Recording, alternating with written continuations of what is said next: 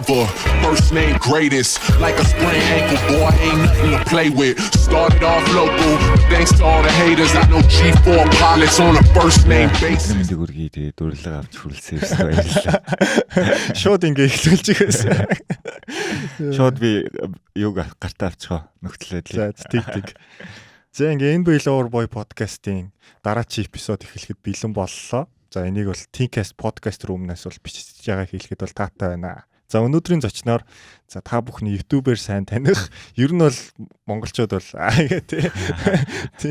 Ер нь монголчууд бол яг мэдэхгүй байх уу. Тий. Манай үеийнхэн бол нэлээд таних Punk Rap-ийн Санжаа ах маань бол ирж оролцож байна. За тэгээд сүүлд бол мэдээж тест үт Санжаа суугаар нь бол сайн мэдж байгаа. Одоо бол одоо Imp-Chap-ийн бас хөгжүүлэгч гэдэг тий салбартаа бас амжилт гаргаа явж байгаа. Ах маань ирсэн байна. За тэгтээ энэ өдөр бол бид нар бол NBA-ийн талаар ярина. За Санжаа ах бол мэдээж одоо тий Wade-ийн фэн Miami Heat-ийн талаар бол ярилцъя гэж бол тий тохирсон байна. Ярилцах хэрэгтэй ч үе ирсэн байна. Тий. За тэгээд Санжаа ахаар маань ойрт сонио сайхан юу байна? Саяхан Японоос ирсэн тий. Одоо ч саяхан байхаа баг байлгүй. Тий, ер нь бол жилийн өмнө ирсэн шүү дээ. Тий. Одоо сонио сайхан гэвэл ерөнхийдөө эмч аппликейшн гэж чидүрээс тий. Одоо онлайнаар мэрэгжлийн эмчээс зөвлөгөө өгдөг, үзлэг хийдэг ийм аппликейшн хөгжүүлээд явж байгаа. Тэгээд ерөнхийдөө эрүүл мэндийн талын нэмж нарын одоо хариуцсан ажлыг нэг явж байгаа. Тэгээд ерөнхийдөө эрүүл мэндийн боловсрол гэдэг зүйл монголчууд их алдагдсан байдаг. Тэгээд тэр талаас нь бас их л их ажиллахыг хичээж байгаа. Одоо нэг эмнэлгийн эрүүл мэндийн үйлчилгээг авахдаа яг яаж авах хэрэгтэй юм бэ те? Шууд л ийм имжлэгэрүүд арих хэрэгтэй юм уу? Эсвэл эхлээд бас яаж явах хэрэгтэй гэдэг талаас нь бас хүмүүс тарайгаагүй. Нэг хүн чамаагүй мэддэг өчгөл хичээж лээ те. Ер нь бол Clubhouse дээр нэлээх яриануудад оролцоод яваад байгаа шүү дээ тий. Тийм Clubhouse хост хийгээ явж байгаа. Тэнд бол яг үнэхээр туршлагатай юм чинраас яг хүмүүс хэрэгтэй зөвлөгөөг нь өгч байгаа. Тийм контентын талаар ойрт ер нь бол чимээг болчихлоо шүү. Тэр талаараа бас ярилцвал. Анх нөгөө яг би ч бодлоо ярьсан шүү дээ. Би бол нэг реакшн хийхгүй гэж хэлээд тэгээд яг реакшнаар бөмбөгдсөн. Тэгээд яг хүмүүсээс ирдэг асуулт байдаг л да YouTube-ээс хэр мөнгө олж ийн хизээ их гэдэг юм те. Тэгээ нөө реакшн хийдэг хүмүүс ихэвчлэн copyright-тэй мэддэг учраас YouTube-ээс бол мөнгө олж байгаагүй. Тэгээ monetize угаасаа хийж болдгоо шүү дээ те. Дээрээс нь нэг ихэнх нөгөө гадаад дуунууд төр хийхээр бүр ингээд боломжгүй болгоод хийж дим билээ. Одоо бол тэр яг хуу реакшн бол ахиж нэг хийхгүй бах. Сая Big Bang-ийн comeback дээр хөндлөл үзүүлээд хийсэн. Тэгээд Лизагийн сүүл сингл дээрээс тэр бол яг ирсний дараа бас тий. Одоо жоохон тэрийг танин мэд хүн сууг болох талаас нь ажиллах гад бэлдээд явж гин. Тэгээд цаг зав одоо төхрөө бүрдөхөр удахгүй даа бүхэнд бас гоё юм хүрэх гэж хичээнэ. За Санжаах өмнө нь ер нь подкастад орж ийлөө. Юун дээр орж ирсэн те? Бидний нууц дээр орж ирсэн те. Орж байгаагүй. Орж ирсэн гэж тэр очиад сонсч магадгүй. Жохон яг бидний нууц подкаст бол гоё угсаа чөлөөтэй ярьдаг шүү дээ. Яг би бас ам хаалгаар янз бүр ярьцдаг хөө учраас бас тэрэн дээр ярьсан зарим юм битгий сонсоосаа гэж хүсэж байна. За тэгэхээр одоо мэдээж өнөөдөр бол те NBA плей-оффын 2 дугаар шатны тоглолтууд ер нь дуусаад явж гин. Одоо 3 дугаар шатны зарим баг тодорхой явж гин. За тэгээд мэдээж Miami Heat баг бол одоо 6 тоглолтод Sixers-ийг бол хожоод гараад ирлээ. Ер нь энэ цуврал эхлэхэд ямар бодолтой байсан бэ? Ерөнхийдөө 2 дугаар шат эхлэхэд би Instagram-ын стори дээр угаасаа өөрийнхөө таамгийг тавьсан. Dallas Golden State Heat Celtics гэдэг дөрвөн багийг бол би hot take гэж хэлдэг штэ. Тийм байна. Бүгд зөвшөөрөхгүй ч байж магадгүй юм дөрвөн сонголтыг бол хийсэн. За эхлээд Heat дээр их юм ярих учраас хамгийн сүүлд Heat-ийг ярив. За хамгийн ихэнд бол Milwaukee Boston гэдэг хоёр баг Celtics Bucks. За өнөөдөр бол 6 дахь тоглолтын дээр Celtics очоод 7 дахь тоглолт гарахаар болсон. 7 дахь тоглолт гарах болсныг сонсчод бит хоёр яриагаа эхлүүлж байна. Тийм учраас бас энэ талаар ярив. За энэ хоёрын маань онцлог гэх юм бол ерөөсө талбайгаа дээрээ очиргүй хожлоо аваад байгаа юм байхгүй. Хоёулаа бие биенийхээ талбайгаас хожлоо аваад. Өнөөдөр чинь Boston Bucks-ийн талбай дээр гэрчлээ харьж болох үс нөхцөл дээр бол айлын талбай дээр савлаа. Гэтэ би бол тэгж боддоо шүү дээ. Яг ийм гейм 6 дээр 3-2 байх нөхцөлд бол одоо 2 хоцсон баг нь илүү нэг юм хичээ зүтгэлтэй нөгөө багт нэг юм цаанаал нэг ахаа тоглолт байгаа юм чинь гэдэг нэг тийм нөөцдөг ч юм уу тий. Тэр яг юм гардгүй юм шиг санагд. Яг тэр ч ажиглагдлаа. Гэтэ Бостон хараад байхад одоо авсан 3 геймийнх нь 2 дээр нь 20 удаа өнөөдөр 18 байна уу 19 удаа. Бараг 20 удаа хийсэн шүү дээ. 3-аас айгуу сайн шид. Багаараа 3-аас 20 хийж хожиж байгаа. Тэгэхээр ерөнхийдөө Бостны хожил бол шидэлтэн дээр нэлийн одоо тулгуурлаад ах шиг байна. Эсвэргээрээ Bucks-аас 2 хүн бол хийдэг зүйлээ хийж байгаа. Giannis Antetokounmpo гэдэг хүнийг бол үнэхээр зогсоох арга бол байдаг юм байна. Гэхдээ яг хэлсэн үнд бол цаачаа айгүй их юм довтлооны алдаа, явуулт маягийн юм шүүгчнэр нүдэн андаг. Гэхдээ ерөнхийдөө бол Giannis бол зогсоох шиггүй байгаад байна. За Drew Holiday-г манайхыг шүрдэ айцсан. Тэр хүн солилцоор ирснээс болж манай огийг шүрдэх бүх нөхцөл бүрдсэн байдгийг. Эрик Блэцог бүр хэд дахин сайжруулаад ирсэн шүү дээ. Drew Holiday гэдэг бол миний NBA хамгийн дуртай тоглогчдын нэг. Тэгээ Drew Holiday энэ хоёр хүн бол үнэхээр хийх юм аяж ин Boston гэдэг багийн шинэ коуч Udoka. Энэ хүн бол энэ багийн хамгаалтыг үнэхээр амар гоё болгож чадсан байлээ. Энэ бол бүр нүдэн дээр илт харагдаж байгаа. За тэгээ Jaylen Brown, Jason Tatum гэдэг хоёр шинэ залууд ерөнхийдөө East-ийн финал руу бас жил болгон үзэх гэлээдэг.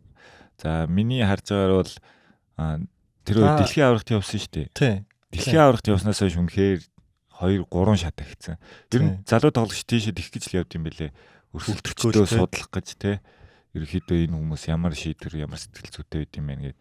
Тэрний дараа бол өөрсдөө итгэл нөгөө аягүй амарлцсан. За дээрээс нөгөө нэг Chris Brickley гэдэг коуч үүдэн шүү дээ. За дасгалжуулагчтай шидэлтийн. Тэрэн дээр очисон хүмүүс бас аягүй амар хурдан төвшөөгдөг юм ажиглагдсан. Тэгээ энэ хоёр ч бас давхар Олимпиад явцсан шүү дээ өнгөрсөн жил. Тэгэхээр ялчгүй Тейтэн бол ингээд нэг левел ахаад орсон харагдчихлээ. Тэгээд ер нь бол би Бостон гэж харсан шалтгаан тэр энэ бол нэгдүгээр дасгалжуулагч бол хамгаалтын чиглэлийн дасгалжуулагч болсон. За ерөнхийдөө довтлогоо энэ хоёр хүн дээр яваад байна. Тэгээд сүүлд Маркус Смарт 5 дахь тоглолтын дээр 2 довтлогоо хийгээд нэг блоклуулад нэг бөмбөг алсан. Тийм 5 дахь дээр алгасан. 4 дахь дээр чинь 4-4-ийн сүүл рүү 2 довтлогоо хийцэн байхгүй. Тэгээ бас өөртөө ч итгэлтэй байсан бах. Багийнхан ч бас тэгж Drew Holiday-г хоёулангийн хамаа аваа явчихна гэж бодоагүй байсан баг. Тэгээд сая game 5 дээр ялтчгүй 2 бөмбөг алдаад. Drew ерөнхийдөө бол хариугаа авсан л гэж хэлж болно шүү дээ. 4 дахь тоглолт нэр яг Drew-гийн өдөөс нэг орлт хийсэн шүү дээ. Шахаж байгаа пост хийж байгаа тийм. Тэгээ одоо довтлогоо бол ерөнхийдөө Бостон асуудалгүй яа гэвэл Jason Tatum, Jaylen Brown гэдэг хоёр тоглогч бол довтлохыг ямар нэгэн байдлаар явуулж ил таараа энэ хоёр. Одоо өнөөдөр жишээ нь Jason Tatum 4-4 үед нэг өмнөх тоглолтын алдаага одоо залруулаад 40 оноо 47 оноо авчлаа шүү. Бараг 50 баг тий. Тэгээд 3-аас аягүй сайн шидсэн. Jaylen Brown бас хийх юм хийгээд ер нь бол тэгээд тусахчих жоохгүй. Яг өмнөх тоглолттой адилхан дүр зургаар бол өрнөх жисэн өнөөдрийн тоглолт бол Bucks нь барих гал ирдэ шүү. 5-6 оноо болгол яг тэгсэн.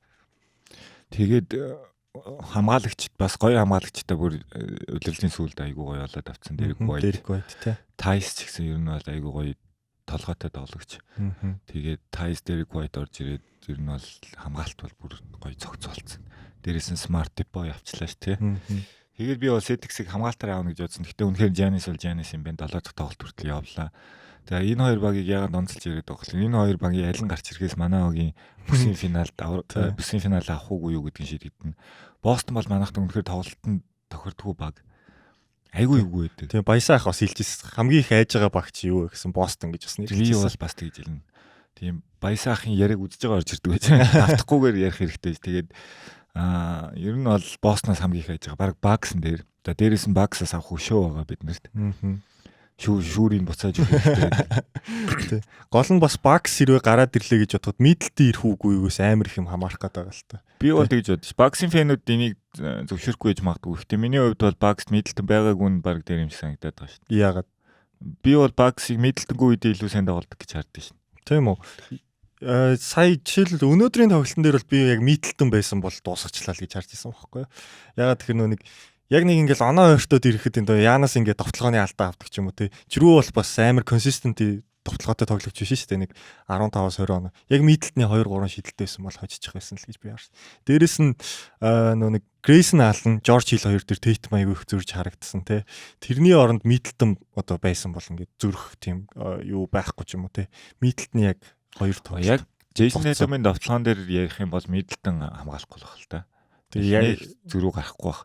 Зүгээр яг чиний ярьдаг тэр нэг оноо авахч гэдэг чи одоо мэдлэлд өндөр цалинтай хүн шүү дээ. Тэг үнэхээр бас манай огийг 2-3 жилийн өмнө нэг плей-офф дээр баазар хийж мэж бас болтолж ийсэн нөхөр шүү дээ. Тэгээд 2-3 биш одоо бараг 4-5 жил өнгөрчихвөө. Тэгээ өнгөрсөн жил ч гэсэн айгуу сайн байсан шүү дээ мэдлэг хүмүүс цуурал. Гэхдээ ерөнхий агуулгын хувьд гэх юм уу те. За тэр тусмаа хамгаалтын хувьд сонин ягаад ч юм надад Middleton байхгүй үед Bucks илүү сайн тоглоод байгаа юм шиг ерөнхийдөө харагдیں۔ За би бүр детальчлаад ярил бас чадахгүй байж магадгүй. Тийм болохоор тэгж бодогд юм би буруу хийж болж те. Тийм Middleton байхгүй үед бол Янас бүр амар тоглолтоо ингээд товтлогоо эхнээсээ хараандаа орчдөг шүү дээ. Яг тэгж харагдсан. Өнөөдөр бол бүр ингээд алын их цаа харцтай болон гарч ирсэн байхгүй. Эхнээсээ шууд 17, нэгдүгээр үед 17 он аавал. Тэгэд хоёрдугаар үед жоохон нэг алдаа гараад ирсэн болохоор суудсан юм байна уу. Тэгэл уул нь өмнөх тоглолтоо яг адилхан дүр зургаар явуулсан Tatum тэгэл дуусгасан л та өнөөдөр л гол ялгаа нь тиймэрлээ. Тийм байна. Тэгээд цаанаасаа бол би залуу баг гэхлээр бас тохиромжгүй. Ямар нэгэн байдлаар Бостны гараад ирээсэ гэдэг бодол байгаа. Яг тэгвэл тоглолт айгүй гоё таалагдж байгаа. Гэхдээ айж байгаа мэдээж манай огт хамгийн тохиромжгүй. Жишээ нь манайх Бостон Bucks хоёрыг давчвал West-ээс гарч ирэх багууд манад ерөөс асуудал биш юм шиг санагдаад байгаа байхгүй. Яг одоогийн байдлаас харахад шүү дээ тий. Ер нь манай багийн чинь хамгийн давуу тал нь perimeter defense шүү дээ. 3-6-аас дагуух хамгаалалт маш сайн. За одоо манай замины тоглогч гэсэн тэрийг маш сайн хийдэг. За Eric Spoelstra-гийн ч гэсэн өөрийнх нь давуу тал тий. Тэгэнгүүт манад яг тэр одоо Curry-тэй, Clay-тэй ч юм уу тий. Эсвэл эсрэгтэлт нь Luka-тай, Jalen Brunson-тэй, тийм CP-тэй энэ багууд бүр үнэхээр асуудал биш санагдаад байгаа байхгүй. За яг хөө мэдээж энэ бол ингээд нөх хэтрүүлсэн яриа штэ. Мэдээж сакс гэдэг өөрөө энэ өндөр түвшинд тоглож байгаа хүмүүс тэгээл юу гэж намайг тэгж хэлсэн шиг ойлгочих те. Энэ бол яг фэний зүгээс те ер нь багаад юунаас яриа байхгүй. Гэхдээ ерөнхий ажилтаар бол надад тэгж харагдаж байгаа. Perimeter defense сайн учраас довтлогоо нь гадуур одоо голсон те. SG PG дээр одууд нь байгаа энэ багууд бол манайд бол гайгүй. Одоо сая л гэхэд эхний шатнд жишээ нь Trey Young-ыг ажилг болгоц те. Хоёрдугаар шатнд James Harden-ыг одоо бас хүн биш болголоо ш нэг тоглолтоос бусдаар. Яг хоо James Harden дээр за эргээд Philly-гийн цуврал дээр орж ирэхээр яри. Тэр Trey Young-ыг бол тэгсэн тэгээд угаасаа яг хоо Trey Young, Ja Morant гэд хоёр залуу тоглож айгу талчгар талдаа штэ тий. Ер нь бол тэгээ ерөнхийдөө энэ хүмүүс цаашдаа бол гялцхан тодорхой. Гэхдээ арай дэлчхэнж жагаад арай бүксэн дээр бас бүлэнжийн тавиуллаа тий. Өнгөрсөн жил Embiid-ийг өөлүүлсэн юм штэ. Тэгж уулна. Тэгээд ер нь бол Boston Bucks хоёр дээр тийм бодолтой байгаа. За Game 7 дээр та бол ер нь бол Celtics-ийг гэж бодож байна тий. Стон надад болоод хэлж мэдэх юм алга. Энэ хоёр баг 6 тоглолт өстой. Талбай дээр аваад исэн бол би одоо жишээ нь талбайд аваад л Бостон хэлчмээр байна. Өнгөч энэ хоёр чинь нэгнийхээ талбай дээр нэгийг усаад. Тийм Bucks ч очоод 2 очсон шүү дээ. Тийм. Би бол яг эхлээд би бас таамгаа 4-3 гэд Бостон гэж өгсөн байхгүй тий. Ер нь ингээд цувралт хараад байхад яг одоо энэ Tatum энэ 3 удаа ингээд гуруулаа сайн тоглож ижил хожид. Тийм байгаад байгаа байхгүй. Тэр айгүй юугүй. Яг ахаад өнөөдөр шиг 3 хүн сайн тоглох уу? Тийм Smart өнөөдөр одоо 7 молоо 5 аваа дагуураас хийх үү гэдэг бол хэцүү шүү дээ тий. Яг тэгжиж Бостон хожид байгаа учраас бас айгүй юу. Ерөнхий ингээд бүрэлдэхүүний хамгаалтын арахаар уг нь Бостон илүү байдаг. Довтлогоо нь болохоор Giannis гэдэг хүн маань яасан ч нэг 30-аас дээш оноо аваад байгаа. 30-10 хийгээл яваад шүү дээ тий. Тэгээ нөгөө нэг блокож хийдэг, стилэж хийдэг тий. Тэгээ дээрээс нь хүмүүсийг алдааны асуудалд оруулцдаг. Дээрээс нь Bucks-аас өнөөдөр бол X factor бол баг байсангүй. Яг Giannis нэг 40-20 хийсэн болохоор бусдынхны стат нь айгүй таараа байсан. Яг Connect-ны бас айгүй гоё үлээ. Дурдах хэрэгтэй байх л та цаад чинь бол жишээ нь бас оноог явуулахад нэлээд тусаас. Тэр яг нэг Middleton явах хэрэгтэй оноог хин нэгэн авч таарна. Тэр нь Connect нь л байж таарад байгаа юм л та. Одоо би Bucks-ыг бол эх тоглолтод Brook Lopez-ыг суулгаад Bobby Portis-тэй эхлүүлж магадгүй гэж бодсон. Өнөөдөр нэр Brook Lopez гарцсан шүү дээ. Lopez өнөөдөр бол бүр амар ашиггүйс бүр нэгээр явсан чинь сул тохолтоо алддаг ч юм уу те. Ер нь бол жоох удаад байгаа талтай. Ер нь удаан болохоор Bobby Portis-ыг сая өмнөх шатнд ч гэсэн зөвхөн дандаа гараа гаргасан шүү дээ. Bobby Portis дээрээс нь өөрөө бас шидэлт нь айгүй сайжраа ороод ирсэн сүүлийн 2 жил. Дээрээс нь 5 дахь тоглолтод X factor болчихсон шүү дээ. Самбраас аваад хэлсэн. Al Horford-ыг ярих хэрэгтэй баг. Al Horford үнэхээр 2 жилийн өмнө хөгшингээд амрааж тий тоглолтод амрааж исэн хүн шүү дээ тий. Тэгэхээр тэр хүн өнөөдөр Giannis-тэй одоо алцаад 30 дон авч маваа тий. Шар хорн гоцоогоо тий хариугаа авч маваад явж ин. Тэгэхээр Al Horford бол үнэхээр бас нэг цаанаасаа нөгөө нэг техник сайтай тий. Тийм. Тэгээ Босны яг хоцсон 3 тоглолтын бодон нэгэн дээр нь Horford галзарч байгаа. Нөгөөх дээр нөгөө 3 нас галзарч байгаа. Гэхэд заавал бас нэг нөгөө хоёрд одоо зөвхөн дайраад хождгоо гэдгийг л яхаар би бол Bucks гэж бол таамага өөрчлөлөө. Өөрчлөх жоох ер нь бол ингээд цувралын туршид ингээд яг үдсэн үний үед. За дараачийн хитийг сүүл дээрээ гэсэн юм чи West-ийн цувралуудын талаараас ярих гэж байна. За яагаад эхнээсээ Dallas гэж сонгосон бэ? Dallas Suns дээр. Hot take гэж шүү дээ. Ер нь бол ийм байгаа даа. Би бас одоо 20 жил сакс үзчихлээ, NBA үзчихлээ. Тэгээд яг нэг дунд нь орж тоглосон бол 20 жилээ гайх болгоо. Үтснээ нэг 20 жил гайх болгоно. Гэтэ тэр чинь бас нэг янз бүрийн тоглогчд үзсэн гэсэн үг шүү дээ. Намааг одоо анх үзэж эхлэхэд тоглож исэн хүмүүсийн хүүхдүүд нь тоглоод эхэлсэн шүү дээ. Гэри Бэйдэн тийм үү те. Тэгэхээр яг бас нэг 2 3 decade үзсэн учраас ганц л юмыг ойлгохгүй. Лука Дончичийг яаж тоглоод байгаа би ерөөс одоо хүртэл ойлгохгүй. Хурдан биш. Тэг яг ингээд яг жижигхэн тоглолтыг шахчихдаг ч гэсэн бас нэг амар атлетик биш. Тийм. Тэгээд ингээд яг плеймейкер биш, пас гоё өгдөг ч гэсэн бас яг ингээд спи шиг нөгөө хүмүүсээ тоглолдог төрлийн хүн биш. Гэтэл ингээд бүх талын ур чадвартай тий. Гэтэл ингээд оруулаа л юм. Энийг одоохондоо би ойлгохгүй байна. Дамжуулаад нөгөөдөл нь яагаал нэг. Энд Лука ялч нөгөө 16-тагаас хойш томчуудтай тоглолцсон учраас дандаа өөрөөсөө хүчтэй, хурдтай, том биетэй хүмүүстэй тоглоод сурцсан учраас яг ямар ч хүмүүстэй тоглох бол тийм чадвар суудсан юм билэ. Одоо Ламело бол бас тиймэрхүү байдаг шүү дээ. Харахад нэг атлетик биш юм шиг хэрнээ илүү хурдан байж чаддаг, нэгээр аваад идэг те. Яг ялч том одоо бүр нас бийг үзсэн хүмүүстэй хүүхд байхасаа тоглолцохлоор бас өөр болдог юм байна л да. Тэгээд Лука бол ялч цаанаасаа бас төрмөл авьяастай нэг юм хавгүй юм шиг хаяа харангуут те. Хаяа харангуут амар эвсэлтэй чинь. Заримдаа ингээд залж болж байгааг нь харахаар эвгүй шнэ. Тийм нэг сонио юм. Нэг хуучин тоглодог байсан ах шиг те. Тэгээ Йокичийн хоёр ер нь айгаа NBA сонирн болгоод байгаа. Тэгээд Лукаг ойлгохгүй. Гэхдээ миний бодлоор одоо Phoenix бас түрүүн би хоёлоо яриа эхлэх өмнө ярьж ирсэн шүү дээ. Хийч чинь нөгөө нэг юу ягаагүй. Ярийн дундуур ярьлаа. Ярийн дундуур. Ярийн дундуур ярьсан. Хийч ерөөсө ростероо солиогүй 4 жил болох та. Тэр алдааг ерөнхийдөө хийгээд байгаа. Phoenix Suns. За мэдээж Monty Williams ол маш сайн одоо adjust хийдэг те. Тоглолт болгоны дараа өөрчлөлт хийж чаддаг тасалжуулагч. Гэхдээ яг одоо том багуудын гаргадаг алдаа тэр л байна. Ростероо солихгүй болохоор одоо манай Eric Spoelstra шиг бичлэг үзээд юм мэдчихдэг хүн чинь айгүй хурдан нэг алдааг зөрүүлээд тийм зөрүүлээд тактик барихтаа айгүй амарх мэдэх. Phoenix Suns ингээд одоо яг спик хэрхэн багийнхнаа тоглуулж ийн гэдгийг уншаад Booker-ыг одоо хаан сэтгэл зүйн унж ийн гэдгийг ч юм уу те. Иймэрхүү юмнуудыг ажиглаад тахлаар ерөөдөө Phoenix Suns өөрөө өөрсдөө ер нь алах гэдэг юм шиг барьж өгөх боломжтой. За тэрний эсрэг талд нь Jason Kidd байгаа. За Jason Kidd яг дасгалжуулагчийн хувьд Bucks бас байсан шүү дээ. Тийм. Ер нь бас жоохон фейлдсэн шүү дээ. Тийм, ер нь фейл одоо хүртэл карьер нь жоохон фейл яваад байгаа. Тэгэхдээ цаадахны чинь бас сүүлийн үед ажиглаж байгаа юм. Нэг тоглолтноор гарсаа алдаа дараагийн тоглолт айгүй хурдан цасд юм байл.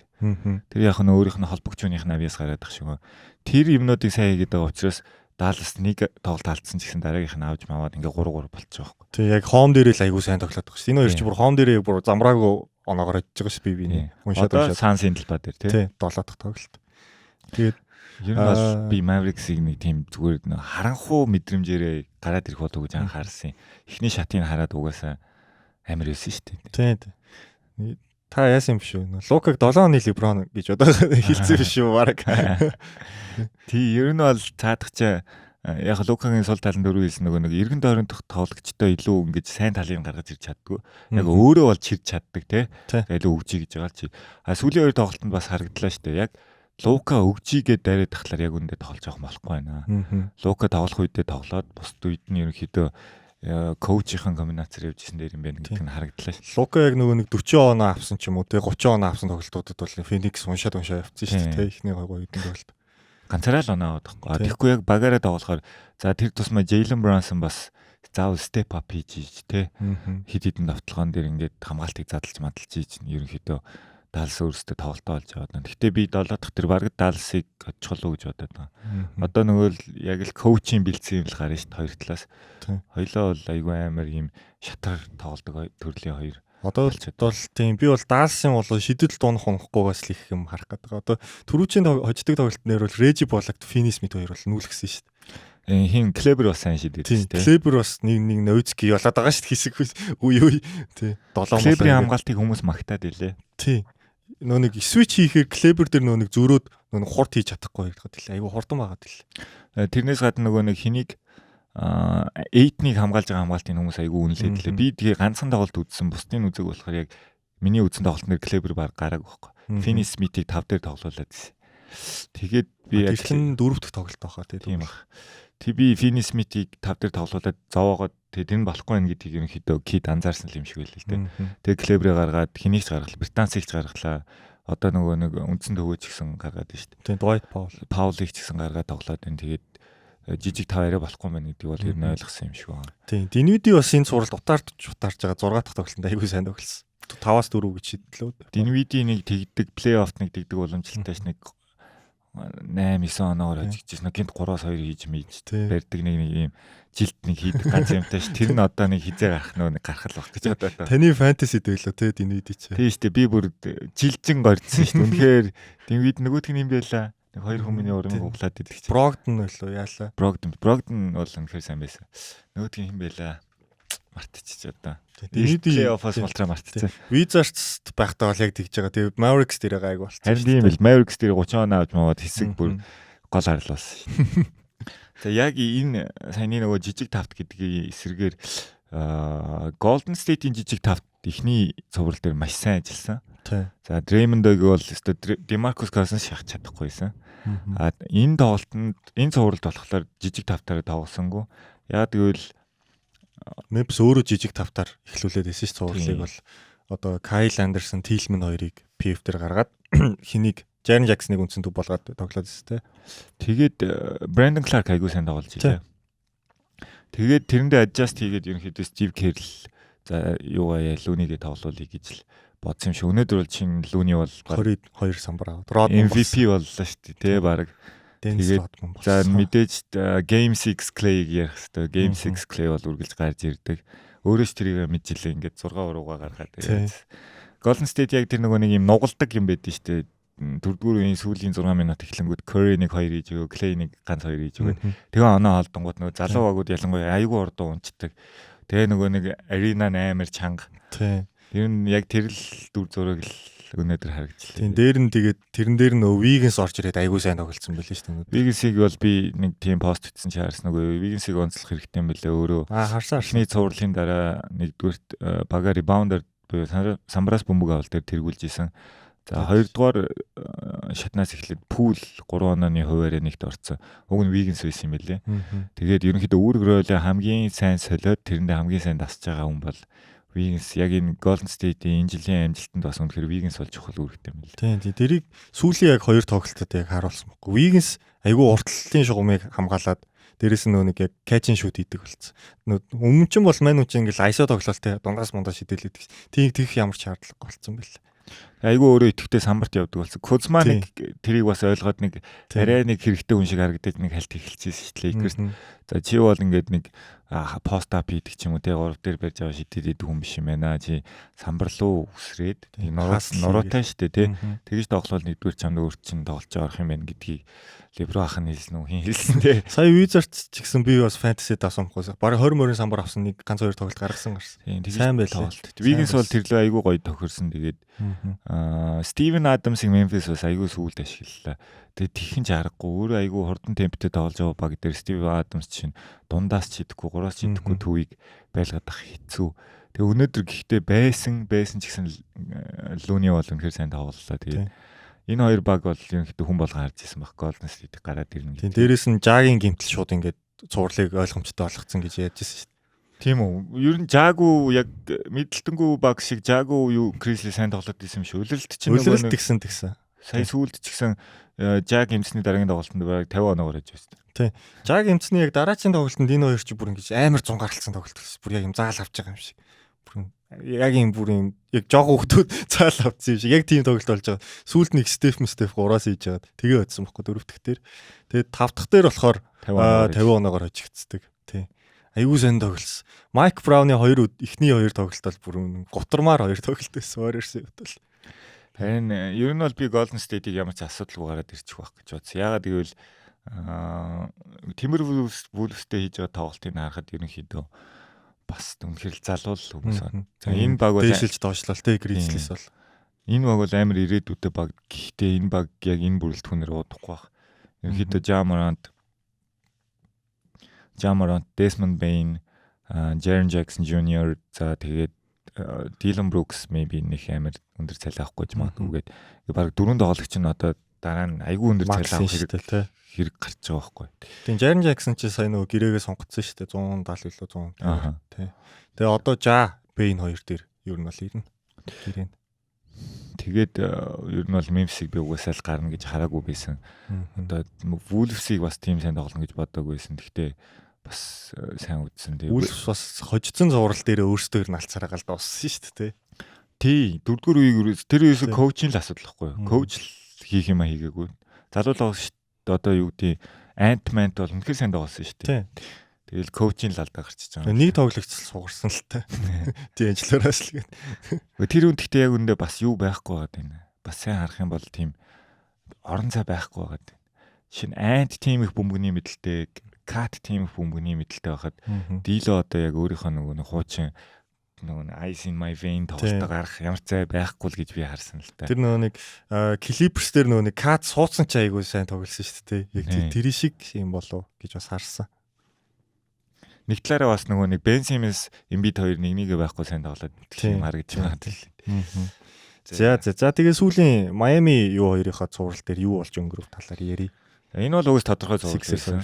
Би бол одоо нэг фэни чөвд хэлж байгаа. Тэгээд ер нь хүмүүс хийлэх бах. Тэгээд мянган ихтэй Sixers-ийг бол.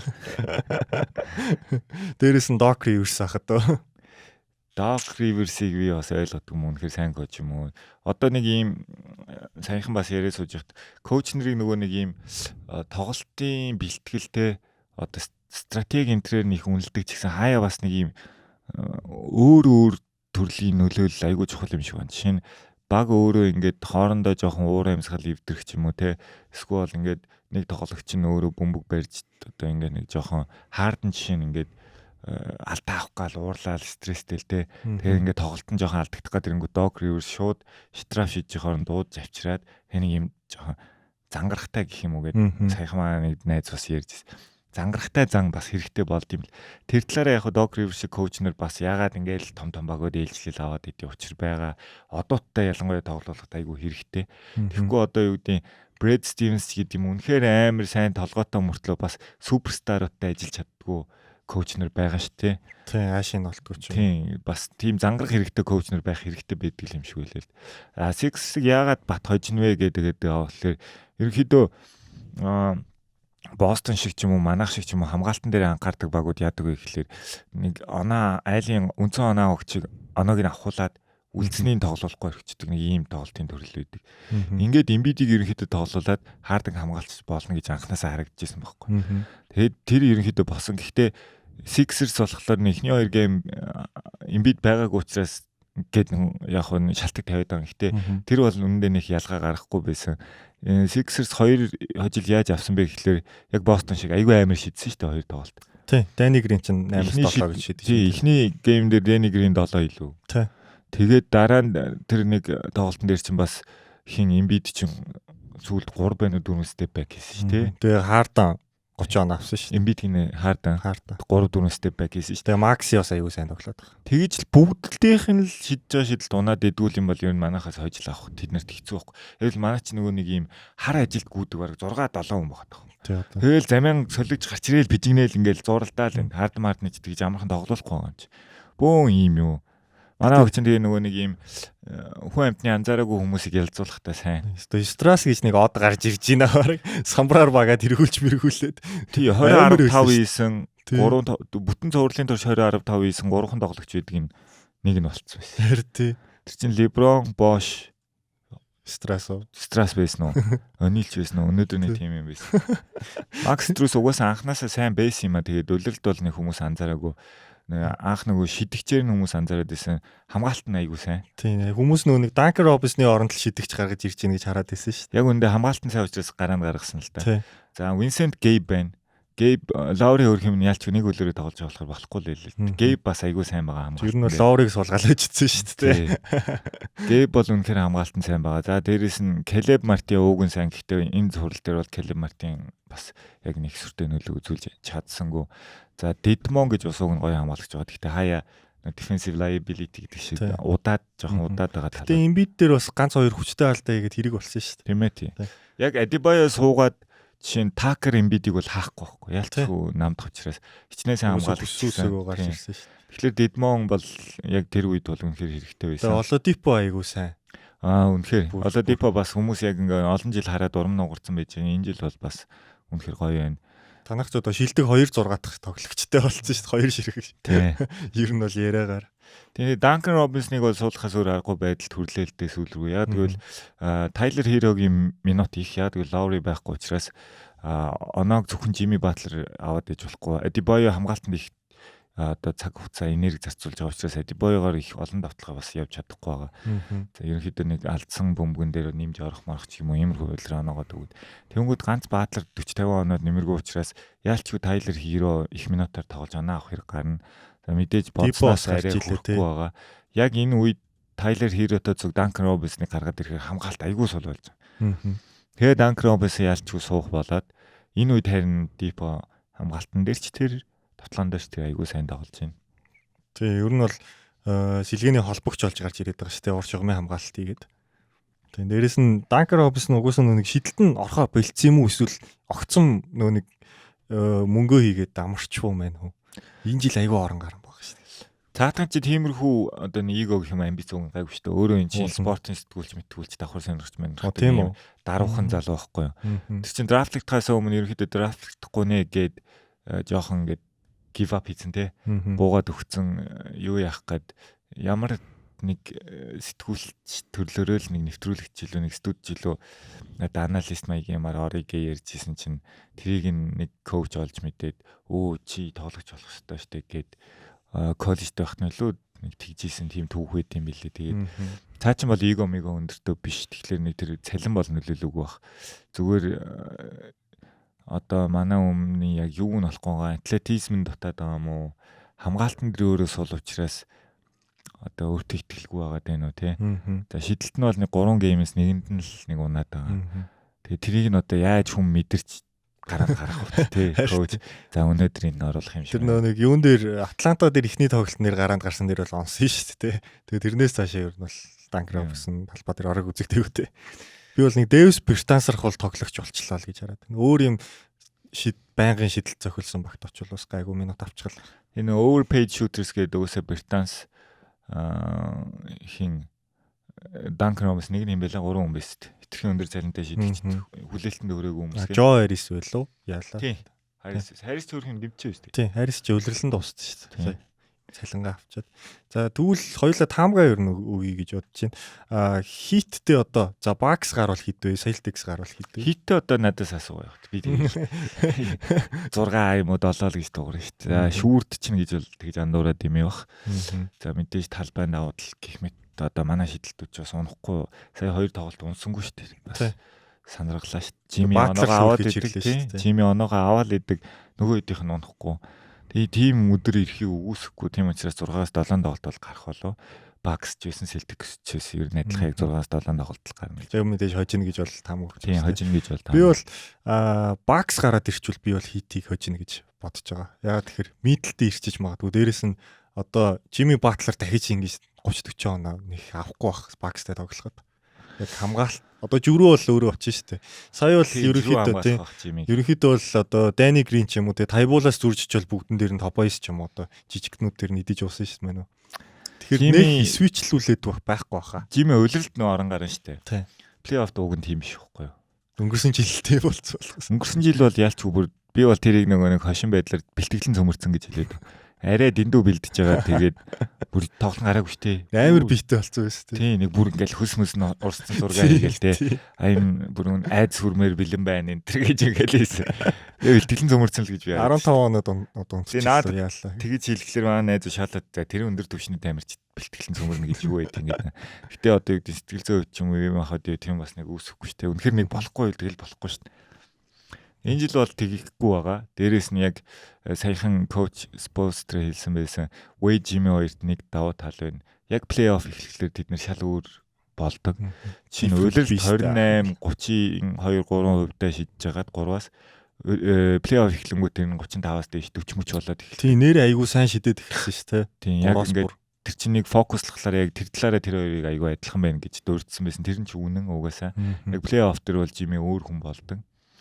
За тэгээ одоо нөгөө нэг Коби ах шиг ч юм уу те нэг ISO хийхээр нөгөө нэг юм ганган чамин биш учраас Жимигийн тэр нэг 40 оноо ISO-оор яваад байгаа нь хайлайтанд орохгүй те хүмүүс анзаарахгүй байгаа. Тэгтээ яг үнэхээр Жими аль өгчий гэж яваад бусдыгаа холдуулж байгаа ороход хамгаалж чадахгүй байгаа хүмүүс. Тийм.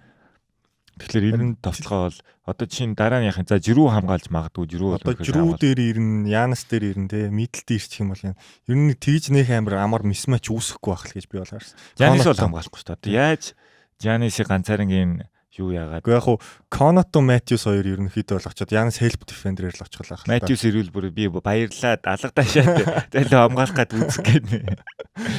Сая одоо энэ юун дээр гарч байгаа шилэм гарна л та. Тейтон дээр гарч байгаа юм шилэм л гарна л та. Грант Хил ч юм уу, Матиус ч юм уу, Конатын тэрийг аваач үзүүлвэл ерөнхийдөө фейлдэн. Тэгэхээр ерөнхийдөө жирүү нухалцсан гэсэн үг. Тэр нэг талаараа ашигтай болов яг үл жирүү Жимитэй тэгж их нухалцаад байвал ерөнхийдөө товтлогон дээр гаргадаг юмнууд гаргаж чадахгүй байх гэж бодсон. Тэгээд тэр тусмаа ихний хагаст жирүүг их зовоох тусмаа саяны Маркус Смарт дээр хамгаалсан шиг хамгаалтыг төгсгөл хэр гаргах уу те ингээд магадлалын юм болоод явчих واخ. Дээрээс нь би бас Кайл Лоуригийн бэртэл жоохон хэцүүдүүлчихүүл гэж хараад байна. Лоури ууланд байх нь хэрэгтэй шүү дээ. Үнэхээр гоё тоглож хэрэгтэй. Тэгвэл Жими за 40 50 он авчид бусдыг бас хамгаалчих болох хүмүүс байхгүй. Одоо жишээлбэл байн бол баг Бакси үдэс нөх амир давтлахгүй бах. Өнгөрсөн зуралд бас харсан шүү дээ. Өнгөрсөн зуралт гэж өнгөрсөн жил бол дундаас л нэг шидүүлээд байсан. Дээрээс нь Янасыг яг хуу ингээд хамгаалдаг хамгийн сайн баг гэгдэг ч гэсэн Янас тэгэл 30-10 хийгээл явчих واخ. Би бол тэгж л бодож. Тийм тэр тал дээр бол би 4-9 дээр л бодож ин л доо. Янисын бол авдаг оноог нь өгөөл үлдсэн хүмүүс дээр л хамгаалтай их баг. А тэгээ зөрөөд гол нь манай нөгөө шидэлт яаж унах уу гэдэг л. Одоо Тайлер Хирогоо бас нэг Sixth Man of the Year батлахыг бас нэлээд хүлээж шít тийм. Цаа чи ууг нь нэг тоглолтод орчвол бас зоогоо явчдаг. 20 оны баабал талхсан шиг явж байгаа. Тийм юм ин одоо бас гордол юм тэгээд манайханд ууг нь ганц давуу тал нь тэр сюрприз барих тоглогчд бас хэд байгаад байгаа гинт галзуурж байгаа. Страс нэг 2 3 хийдэг ч юм уу те. Эсвэл Клеб Мартин Дипо дээр бас цоолж магадгүй. Тийм гэхдээ яг би бол Бакс сочиж магадгүй гэж бодог. Харин Celtics-тэй бол хит талбайн давуу тал ч юм уу те. Дээрээс нэрэ ротейшн зузаан болохоор би бол хожиж байгаа. Ер нь бол тоглолтын аргад л яг адилхан шүү дээ. Тий одоо байгаа ростерын төрөл айгүй төстэй байгаа. Гэхдээ яг ганц зөрүүн л Джейсон Татум л байна л да. Джейсон Татум шидэх гэж үзэх үү орох гэж үзэх үү гэдэг л асуудал. Джейсон Татум шидэх гэж тоглоод байвал манайд ашигтай. Давтлаад эхлүүл хэцүү. Ерөнхийдөө. За тэр хоёроос бол ер нь бол нэг тийм юм байна. За тэр хоёрыг ер нь давчвал тэгээд нөгөө талаас хин хідэн геймийн дараа гарч ирнэ бол хамаагүй угаасаа. Энэ одоо Warriors-тэй бол одоо Mavericks Suns хоёр гэн. Би бол аль нь ч Warriors-тэй гарсан Suns Mavericks хоёрын нэг л очих байх л гэж харж байгаа. Би Warriors эсрэг бол ер нь бол яасан гэж үзсэн. Яа тэгэхээр Warriors Memphis-тэй хүн дутуу байхад нь ингэж тоглосон. Дээрээс нь хүн дутуу бүр юм Nuggets-тай бас зовж ийснийг хоёр хожоод байгаа байхгүй. Яг үнэхээр л шидэлт нь амар орохгүй болвол Warriors жоох хэцүү санагдаад байгаа энэ жил. Таны хувьд Warriors ч өөрөө тэр нөгөө нэг айгүй эвгүй баг шүү дээ. Шидэлт нь ер нь л ордог шүү дээ. Орж л таардаг шүү. Гэхдээ Steph ер нь бол нэг рекорд дэвтснээс хойш айгүй тааруу шидэж байгаа шүү дээ. 30 идэх өвтэй ч юм уу те. Би бол тэгж бодоод байгаа. Яг нь яг энэ зурлал чинь болчихвол яах юм. Яг нь сая бас Гэри Пейтний гэмтэл бас айгүй том хөрөл боллоо л доо.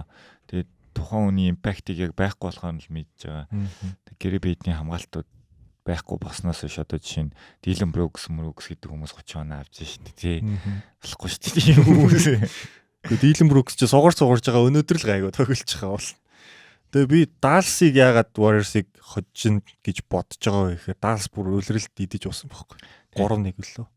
Идэж ус. Лука бүр ингээд Лука тухтай баг л да. Лука бол яг гоё тухтай тоглолцсон. Бүр бүгдэн дээр нь ингээд мисмэж гаргасан. Би бүр тэгж байгааг нэр LeBron-аас л харчихсан Warriors-ээс.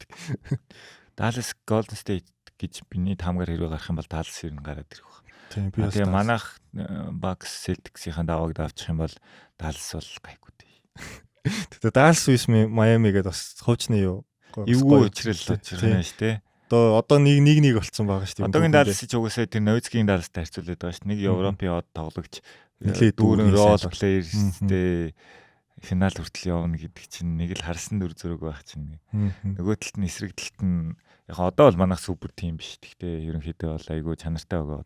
Сүүлийн 3 жил ерөнхийдөө бас нэлийн айлгалаа шүү дээ.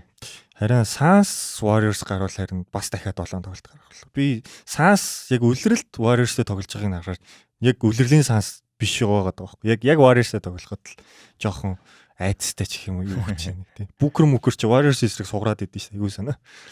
Тэр хоёрын учраа гэхдээ айгүй удиртай болох уу. Нэг талбай тэр амар олооноор очиад чи. Одоо энэ Лука Дончич хоёрын юу бол биш ээ. Дончич Бүкэр хоёрын rivalry бол үнэхээр сонирхолтой шүү дээ. Тийм сая нөгөө уурлалцсан гэдэг нэг юм яваад байсан шүү дээ. Угаасаа Бүкэр арай л их талчихнаа л хэлээ шүү дээ. Лука спешиал ч гэж байна шүү дээ. Лука спешиал юм чи үнэхээр. Одоо жишээ нь би багийн менежер байгаад Лукаг авах уу, Бүкрийг авах уу гэвэл Лукаг л авах шүү дээ. Тийм. Ер нь залуу оддуудаас одоо бол номер 1 ирэх юм бол Лукаг л аавна зү. Яг 25-аас доош. Янсыг хасчихээ. Тейтмиг авч магадгүй. Тэр жоохон бодох бах тийм. Тейтм Лука юу л юм биш тийм. Ер нь бол тийх бах. Хүмүүс ч мөр жаамаа гэсэн нэг хэсэг явж ирсэн. Тийм. Жааг бол авахгүй. Жаа ерөнхийдөө гимтэх магадлал айгүй өндөр тоглогч. Ер нь дараа чи Роуз гэж бол айгүй их. Роузийн хамгийн том алдаа бол тэр чинь нөө Буултон шүү дээ. Айгүй буудаг байсан. Жаа арай гайгүй буудаг. Гэхдээ бас айгүй их юм хэрэггүй юм тэсгэлтүүдийг айгүй хийдэг байхгүй. Тэг яг нэг юм шаардлагагүй 2-3 оны өдөөс өөрөө өсрээд ортох ч юм уу тий. Тэгээ нэг контакт үү. Тий. За ингээ ихний юу сегментээ бол дуусгая одоо плей-оффоо яаж дуусглаа. За тэгээд 2-р сегментээр болохоор за плей-оффт ороогүй багууд юм талаар бас жоохон дөрдий гэж бодлоо. Ер нь плей-оффт ороогүй багуудаас гоё юм ирээдүйтэй ямар баг харагдчихээн тий. Хамгийн ер нь ирээдүйтэй. За энэ баг л ингээ драфтаар гоё явчихна да. Явчгаар юм ирээдүйн бүрдсэн байна гэж. Плей-оффт ороогүй багуудаас уу надад бол юу айгуу гоё санагдаад байгаа шүү дээ. Pistons ч юм уу тий. Нэг юм корн яг бүрдсэн санагдаад байгаа байхгүй. За Pistons-ийн ойд яриаг нөгөө энэ жилийн rookie-ийн нэрийг мартав. Кейт Канихам. Канихам. Амар статстай байлаа шүү дээ. Фэнтезигийн юун дээр бол аллаа л хэлээ. Би яг тоглолтын үзег болохоор мэдэхгүй байна. Хамгаалт жоох муу санагдсан шүү дээ. Би нэг харж ирсэн хэн блэ яг Кейт Канихам дээр нөр дээр тоглоод нэг хожиж ирсэн харагдажсэн. Hornets-ийн хувьд гэх юм бол яг Ламело бол бодсноос хамаагүй гоё тоглогч байлаа. Тэгээд одоо ерөнхийдөө айгу гоё баг бүрдсэн байгаа. Гэхдээ коуч дээр асуудал байна уу? Хаана асуудал байна? Тэрийг бас тоглолтын шимтэж үзег болохоор мэдэхгүй байна. Коучийн халдсан шүү дээ сая. Тэгээд шинэ дасгалжуулах Фрэнк Вогл бүр яригдчихлээ. Хамгаалттай болох нь гэсэн. Ер нь бол Bulls гэж би хараад байгаа. Bulls сая DeRozan ирэхэд би тохирно гэж бодоагүй байсан. Яг гэвэл Levin энэ багийн яг гол цүн байсан шүү дээ. Тэгсэн чинь Levin-ий тоглолтыг алдагдуулж иж DeRozan гялцлаа л да сая ер нь бол тийм ч учраас Levin яг одоо өөрийнх нь тоглолтыг гаргаж чаддаг учраас плей-оффт орсонгүй гэж хэлэх юм уу те. Зөвлөлийнх нь 1-2 бичгтээ явжсэн баг шүү дээ. За тэгээд тэрэн дээр ахаа нөгөө коуч асуудал яригдж магадгүй. Тоглогчтой тоглуулж чаддаггүй. Ерөнхийдөө Kobe White мэдхгүй нөгөөх нь Ayo Dosunmu гэдэг. Тэр бас айгүй ирээдүйтэй тоглогч харагдсан. За Caruso бол мэдээж үнэхээр гоё тоглогч. Илүү дутуу юм хийдгүү. Баг болгоны хүсэх шилгээний холбогч гэдэг. Тэгээд Levin байгаад байгаа. За Pat Williams гэдэг Вүүчивч ерөнхийдөө солигдох болоо яванда миний. Тийм угаасаа нэг төвийн асуудалтай гэдэг нь ганц Вүүчивчтэй байгаад байгаа шүү дээ. Арай өөр тийм хамгаалах чиглэлийн давтлах биш хамгаалах чиглэлийн төв авах болоо яванда. Тийм учраас Bulls-ыг бол ганц хоёр солилцоо хийхэд ерөнхийдөө айгүй гоё болчих болоо. Ирэх жилмэл бол бас сандрах болоо гэж бодож байна. Тэг идрээ ах бас Bulls-ийн талаараас нэлээд ярихад тэгж ярьж хэлээ. Вүүчивч бас солиглгээд. Тийм ерөнхийдөө бол одоо яг ороогүй багуудаас хамгийн түрүүнд Bulls бол талгаад бууж байна. Bulls жоохон нэг хасагдцсан болохоор бас гайгуултай тий. Энэ плей-инд орсон болохоор биш Bucks ажигдсан шүү дээ. Нэгдүгээр шатнд тийм шүү дээ. Би бүр ороогүйгээр нь бодсон байж шүү дээ. За тэгвэл Сандер юу ирээдүйд хүмүүс айгүй олон байгаа даа. Гэхдээ тэр баг тэгж байгаа л бодрох. Одоо дээрэс нь мангар бол 10 хэдэн драфт ирэх байгаа шүү дээ. Их хэдэн жил. Пол Жорж Тэгэл тэр чинь юм ихтгэр утгаална гэдэг шиг ямар бүгдийн шинээр нь аваад хэлдэг биш. Бөөн шинэ од ингээл нөгөө нэг Rough Diamond гэдэг шиг те бүгдийг өнгөлөхөө суугаад ингэж байхгүй ш. Тэр чинь хэдэн жил зарцуулах юм те. Фэнүүд нь залхаад тэгээд яач ш. Тэгэд нэрээ бодоод ахаар одоо Sixers ч мангар олон ингээл драфтын номер 1 2 аваад лээс. Одоо Embiid л байгаа сте үлдсэн. Тэгээд одоо та нар тэр нөгөө нэг Pokusevski энтер гээд бас нэг сайжрахыг харчмаар гоё тоглогч нар байгаа. Өндөр уурт залттай. SF дээр тоглоод байгаа. Тиймэрхүү хүмүүсд ихтэй одоо ярихад амар эрттэй байгаа юм л юу ч тодорхой. Яг нөгөө Shea GD 2 дээр л ер нь босоод явна гэл фэнүүд нь ч ярьж илээ. Тэр хоёр бас алхал баг та. Яг Shea чи өөрөө бөмбөгөө авч иж тоглодог юм шүү дээ. Тэнгүү Josh Giddey чинь жишээ нь бас яг цэвэр холбогч байгаа даа. Тийм. Тэгээ Shea одоо Giddey-гийн пассыг хүлээгээд зогсож байгаа цааш тийм ээ. Дээрээс нь catch and shooter бол биш шүү дээ. Isolation scorer шүү дээ. Тэгэхээр та нар мандрыг бол заастаа уучраа болтол ахад 2-3 жил божигнах л байх гэж. Одоо Sacramento бол одоо Mike Brown-ыг авцсныг явахгүй бах өө. Яж их нөгөө гайгүй хэнийгээ явуулчихлаа. Halliburton-ыг явуулчихлаа шүү дээ. Би бол тийм Indiana бас Halliburton-ыг тий од олгочих магадгүй. Сая сүүлд орсон Jackson гээд Isaiah Jackson билүү. Тэр бас гоё төв байлээ. Данж гимтцээ. Тэгтээ тэр гимтээд байхгүй бол ерөнхийдөө ирэх үйлрэлд аятайхан амраад бэртлээ бүрийн эдгэгээ ороод ирвэл тэр айгуу гоё төв байлээ. Дээрээс нь Miles Turner-ыг бол одоо явуулах гэдэг байгаа шүү дээ. Тийм. Бөөс жишээ тиймэрхүү төвтэй бол айгуу гоё байхгүй. Тэр Isaiah Jackson шиг ч юм уу. Хамгаалцаатай товтолчдөг тий. Постап хийждэг. За яг тэгээд тэр Isaiah Jackson шиг төв дээр одоо Brogdon ч өөрөө гоё тоглогч. Halliburton ороод ирлээ. Brogdon ерөнхийдөө SG болчих шиг л тий. Halliburton бөмбөгөө аваад. Тийм. Brogdon-ыг гэхдээ бараг солих баха. Halliburton аа. Тэгээд нөгөө Duarte хин хоёрыг бол байлгах болов. Тэр Duarte нэг холбдггүй Ламело шиг л нөхөр харагдчих. Тэр хэр вэ? Өвлөлт вирус хараад. Юу шүү дээ. Танаа Duncan Robinson шүү дээ ер нь бол. Тий. Duncan Robinson-ы жоохон залуу тэгээ жоохон оноо авах чадамжтай тоглогч байлээ. Тийм. Нэг зөвхөн 3 биш нэг бас орж мордог. Тийм юм байлээ. Тий. Тэр ихтэй ерөнхийдөө атлетик биш л харагдсан да. Би нэг олоо. Тийм. Нэг атлетик биш ээ. Бас цагаан залуу. Харин тийм ээ. Pacers бас тийм ээ тийм гоё. Тэгээд хэн байгуул одоо коуч нь? Pacers-ийн чинь нэг хэн блээ? Нэрийн хэн блээ мартцсан ба шүү дээ. Сүүлд Nate McMillan-аас хараагүй. Rick Carlisle байгаа. Хуучны алсан. Rick Carlisle юм тий. Тэгээд мэдээж Cleveland бол яригдана плей-оффт ороогүй багуудаас хамгийн ирээдүйтэй гэдэг тэр. Тэр өстө сонирн бас тий. Одоо жишээ нь Garland-ыг тим ирээдүйтэй гэдгийг шин би ми анзаараагүй байсан аахгүй. Тэнгүүт Sexton гэж бодоо явж исэн шүү дээ. Тийм, Sexton байхгүй болсон чинь гарч ирээд яг үндэ Sexton хэрэггүй болж тарлаа шүү дээ одоо. Харин тийм. Sexton-ыг одоо гэрээгээ сонголт эсвэл амар хямдхан сунгаж үлдэж магадгүй эсвэл солиод явуулж магадгүй л гэж байна. Солиод явуулаад чинь Sexton-ыг авах баг байхгүй шүү дээ. Яг хөө сэлгээ мэлгээний холбогч яаж байгаа баг зөндөөлөх шүү дээ. Манай хүн чи өөрөө тийм биш нөгөө ийм үү шүү дээ. Ийм яг тоглолт мөртл ийм байгаа ч гэсэн ийм хүн чинь сэлгээний холбогч хийх үү? Одоо нөгөө Wizards цэдэр авах хэлгүүдээ холбогчгүй байгаа баг. Тэгж л яа. Тэндээ очил ахаад нэг Cleveland л болох л байх л та. Тэгээл Sexton-ы гайгүй мүү гэж хараал хийж идэл драфтаар ч юм уу нэг хүн орж ирээ. Тэгээл ахаад Sexton ирэхгүй юм байна гэл нэг карьер нь дараа чинь Dennis Schroeder руу нөхөр болох гэдэг байна. Тийм карьер нь хиймэрхүү байж байгаа юм. Яг оноо авах чадвар айгүй сайн. Тэгээ жижиггүй учраас хамгаалтны асуудалтай. Тийм учраас яг багийн гол холбогч байхад бас асуудалтай. Тэгээ өөрөө дээрээс нөгөө плеймейкинг гэхээс илүү оноо авахч төрлийн холбогч. Тийм үний ч одоо нэг SG дээр тоглуулах хэцүү, холбогч болох хэцүү яг нэг ийм тийм учраас баг солигдоод яваад идэг нэг асуудал шүү дээ. Тийм жижигэн тоглогчийн нэг тийм асуудал байгаа. Гэхдээ Cleveland бол үнэхээр бас гоё. Одоо энэ Mobley, Allen, Garland гэдэг гурван амир их гурвалтай л болцсон гэж хараад байгаа шүү. Дээрээс нь Kevin Love бүр амир гоё. Энэ жил айгүй гоё тоглосон тийм. Чигэ хайр шиг тоглож байгаа. Одоо Markkanen энтер уг нь бол баг хэрэггүй л байгаа юм дөө тийм тий. Lauri Markkanen. Тийм яг хөтгтөө нэг Markkanen нэг чи бүр SF болгоцсон ч айгүй гоё зохицол байгаа л та юм байна. Заавал доор моор шахахгүй тэгээ хитчээл заалж орчоол. Тийм тэгээд SG дээр чинь сая хин гарадсан бэ? Okoro гарч байгаа. Okoro чинь довтлоо баг хийдгүй шүү дээ. Тийм Okoro ч зүгээр цэвэр хамгаалагч тий. Тэгэхээр нөгөө хэдэн довтлох зай айгүй их гараалаа. Тийм тэгээ сэлгэнээс нь Caris LeVert байгаа. LeVert бас суулна. Оо тийм шүү дээ. Яг LeVert-ийг дурдах хэрэгтэй. LeVert очсноор Cavs-ийн амжилт нь унсан шүү дээ. Яг тэгвэл яг Garland бөмбөгөө авч яваад пасаа өгөөд хүмүүсээ тоглуулдаг тим холбогч айгүй гоё баг үлрэлийн нэгт явж байгаад Ливерт солилцоор орж ирээд Ливерт ч нөгөө заавал өөрөө бөмбөгөө авч орж тоглодог, пас авдаггүй. Тэгээ яг ингээд нөгөө үндсэн систем нь унтсан байхгүй. Ливерт орж ирээд ер нь сая хаос бааларцсан шүү дээ. Ливерт бүр гараанд гаргацсан явжлаа шүү дээ. Тийм. Тэгээд Ливерт жишээ нь юундаа байх хэвээр хүн байсан л да. Миний бодлоор тэр Бруклин тарах хэсгүй байсан юм.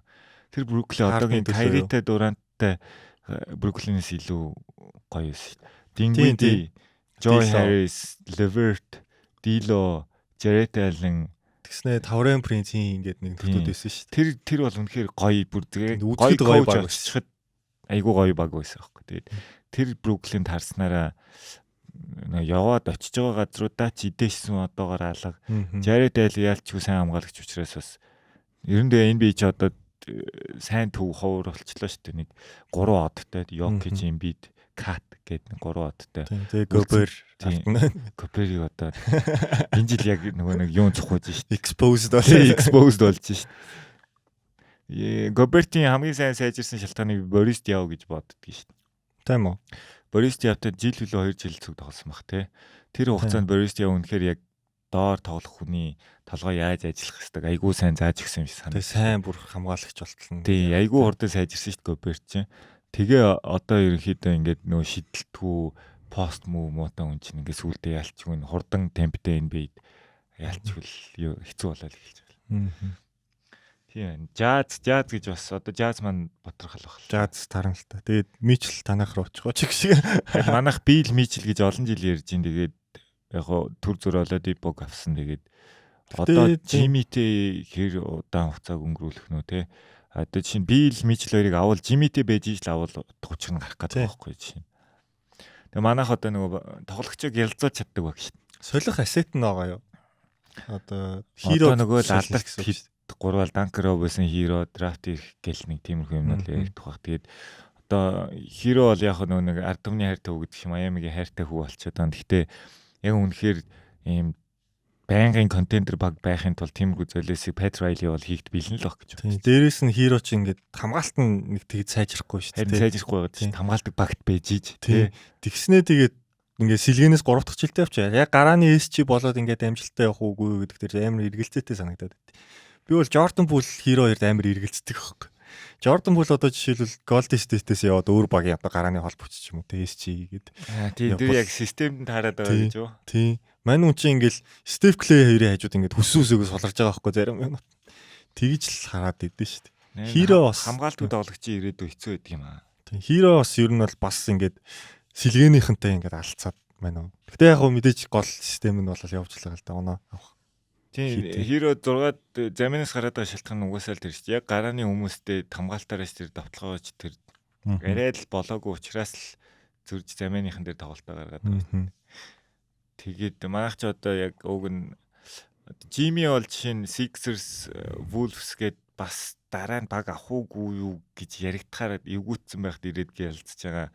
Үнэхээр өөрөө чадвартай тоглогч учраас бас нөлөөлж л да. Гэхдээ манайх ч яг тэр гялзуулдаг гэдгээр айгу бахархдаг л да. За Whiteside хүртэл хэсэг ирж гялзж байгаа. Од болчоо явсан шүү дээ. Тий, од болчоо явсан шүү дээ. Гэрэмэрийн амар өсч тэр чинь манайх ч тийм драфтлагдаагүй тоглогч. Би анх гайхаад Whiteside гайгүй байгаад хамгаалт нь гайгүй байгаа юм шиг харагдаа. Тэгээд яагаад Whiteside-ийг суулгаад Нади Баё гээд 6-9 төв ингээ гаргаад байгаа юм бол гэд би анх гайхаад байд. Тэгэл яг ингээ нэг үлрэл яваад угаасаа мэдгэж юм зөө. За энэ юм чи үнэхээр хамгаалт нь шал өөр. Тийм танах чинь тэгээ гоё шүү дээ. Josh Richardson-ыг бас одоолгоод явуулсан. Justice Winslow-ыг одоолгоо явуулсан. Тийм нөгөөдөл нь одоо хаана юу ч хийж явж байгаа юм. Memphis биш ээ хаана байлаа? Josh чинь юунд илээ? Josh бол Бостонд нэг харагдчихсэн. Тий сүүлд Spurs-лөө солигдсон. Derek White-аар солигдсон байна. Тий. Winslow Memphis-ыг харагдчихсан хайччлаа. Тий Winslow юунд байгаа хаа? Portland-д явчихсан шүү дээ. Portland-д явчихсан. Нэр Portland-д явчихсан. Манайхан чи нөгөө нэг драфтагдаагүй тоглож олж авч гялцуулж яагаад явуулдаг нэг ажилтай. Тэгээ тэр би бол тэгж бодъё. Pat Riley тиймэрхүү тоглогчдыг авчаад ирээдүгийг харж авчаад хэр шаргуу зүтгэлтэй байна гэж харж байгаа л солид юм шиг л. Ерөөдөө жоохон залхуу хүнд дургу баг штэ манайх. Тийм Whiteside ч нь бол залхуу штэ ер нь хараад хахад сайхан блок залхуу хүнд дургу. Тийм баг учраас. Тэгээ яг нэг юм Jimmy Mimi шиг капитантай байх айгуу төхрөөд байгаа байхгүй.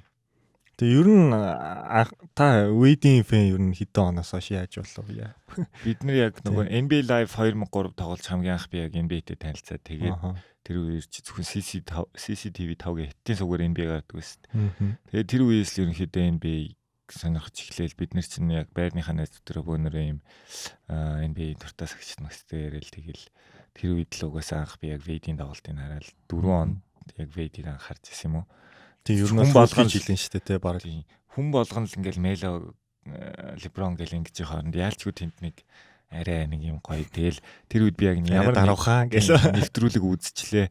Ингээд 10 жилээсээ хойш өргөсөн охинтойгоо суусан муусан те нэг чивээс хүмүүвэсгүй гэл ингээл тим юм сонсон гоч өө энэ ямар гоё тоглогч гэл хүүхдийн нүдээр те хүүхдийн нүдээр хараад дуртай болоод тэгэл угаасаа 6 онд чи ялгуусаа амжилт гаргаал тэнгөч мөр улам тэрэндээ ингээл би фэн мэн гэл те тэгэл би чи оюутан байхад чи яг Miami Heat-ийн Dynasty баг Dynasty болох шахсан үе маань өнгөрч тэр үед бол тэгэл найзуудтайгаа сакс ярихаар чи би зүгээр баавар байгаа чи 4 жил финал гарсан баг ийм фэн гэдэг. Жил болгон ингээл 100 болж яхад ганцаараа тоглолт үзсэн. Бусдынх нь баг хасагдсан байж. Тэр нь бол тийм 20 жилийн өмнөөс л Wade-ийн фэн болж исэн. Тэгээ нэрэл одоо драфтаар орж ирээ баг 20 жил нь болох ч тий. Ирэх жил 20 дахь жил нь шүү дээ. LeBron-ы 20 хүлэрл гэсэн үг юм. Тийм. Тэгээ зодог тайлах үеэр нь ер нь хэр яаж санагалцчих юу. Нэг таавар гэл Wade ч нэг 2 баг хисч явж байгаа төрж ирсэн шүү. Тэгээд сүүлийн үлрэлгээ зарлаад. Ер нь Cleveland явснаас нь хойлох байлцсан шүү дээ. Юу ч болоод байгаа.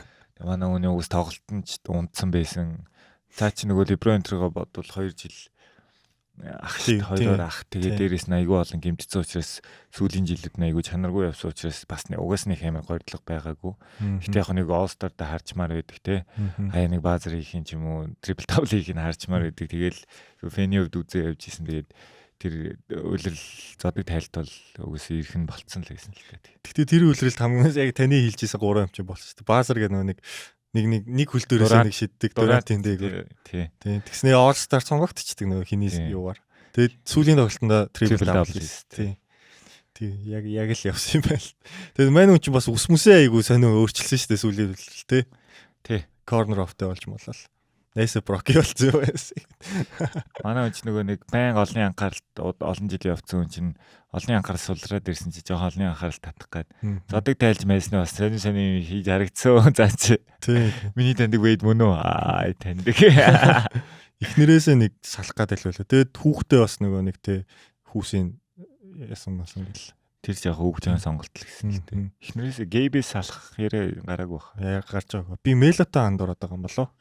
Тийм байж магадгүй. Wade дээр бол тийм асуудал гараагүй. Тэдний гэр бүл бол ерөнхийдөө айгүй төвтөртэй байгаа. За тэгээд мэдээ санжаа ах маань бас нөө юу доктор хүн учраас тэгээд бас сагсан бөмбөгийн тэгээд бэртэл гимтлүүд бас эрүүл мэндийн юун дээр одоо ямар хуу бодол суурьтай те ер нь судалж ивүү яа тоглогчдын бэртэл гимтлийг тэр талаар асууя гэж бодлоо.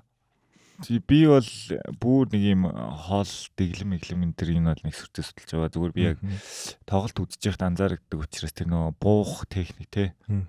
Тэгээ одоо энэ гимтлүүд байна шүү дээ. Тэгээ ерөнхийдөө байн гачаал авч байгаа. Хүмүүс ч одоо ингээл нэг юмнаас болол гимчлээ гэж боддог гэж. Гэхдээ одоо ерөнхийдөө NBA эргэн тойрны талаар мэдээлэл айгүй дүүрэн байдаг бас учраас хүмүүс одоо энэ чагтаа ширмэс тасрах гэдэг юм уу тийм. MCL, ECL гэл одоо ингээл өдөр болгон баг гарч шүү дээ. Тийм гимтлүүдийн талаар харьцангуй ойлголттой болцсон баг. Тэгээд шинжлэх ухаанч өөрөө хөгжөөд бас эдгээр гимтлүүдийн идгэлтүүд өмнөхөө бодвол хамаагүй сайн идэгдэг болцтой. Тоглогчд бол ерөнхийдөө эргээд хуучин шигээ тоглох боломжтой болчихлоо шүү дээ. Мэс заслынх нь эмчилгээ аягүй сайн болцсон. Дээрээс нь нөхөн сэргийн хэмжлэг нь бүр гоё болцсон. Хуучин бол одоо чинь Elton Brand-ийн үед ч юм уу энэ ширмэснүүдийн аль нэгийг тасдах тухайн хүний карьер бол ерөнхийдөө дуустдаг байлаа шүү дээ. За DeMarcus Cousins бол ерөнхийдөө өөрөө нөгөө том биетэй учраас идгэлт нь их удааширсан юм шиг байна. Тэгж жагаад өөрөө форма алдсан. Ахиллес шүү дээ. Тийм Маркус ч. Тэгэхээр ерөнхийдөө энэ шүрмэсний гэмтлүүд дээр бол тэр 2-3 тоглогчоос бус тоглогчид ерөнхийдөө ирчлээ шүү дээ. Одоо бараг таслаагүй бараг алга шүү дээ. LeBron л юм. LeBron тасарсан тий. Durant-ийнх нэг ясан Clay байна. Curry бараг нэг sprain энэ боллоо бас. Curry гэхдээ гайгүй. Нөө нэг далиг шилжсэн. Шагаа яадаг тийм. Дандаа л шагаа. Зүгээр алдартай төвчтэй нөгөө нэг Under Armour болоод дахин шагаан бүртгээ байсан гэдэг. Тийм. Nike өмсдөг байх таа. Adidas биш лөө. Nike лөө. Nike-с. Тийм байна. Тэгээд ерөнхийдөө энэ нэгдүгээр спортын ангаахын өөр амар хөгжсөн нь бол тоглогчтой аюу хэрэгтэй болж. Тэгээд бусд гэмтлүүд бол их хвчлэн тоглогчийн өөрсдийнх нь нөгөө нэг зуршилтэй. Одоо нэг зарим тоглогч нэг жоохон шоу оф хийх юм хийж яагаад гэмтчихдэг юмнууд байгаа. Тийм учраас тэр нэг газар буулт энтрийг тэгээ имчилгээ л ерөнхийдөө сонирх.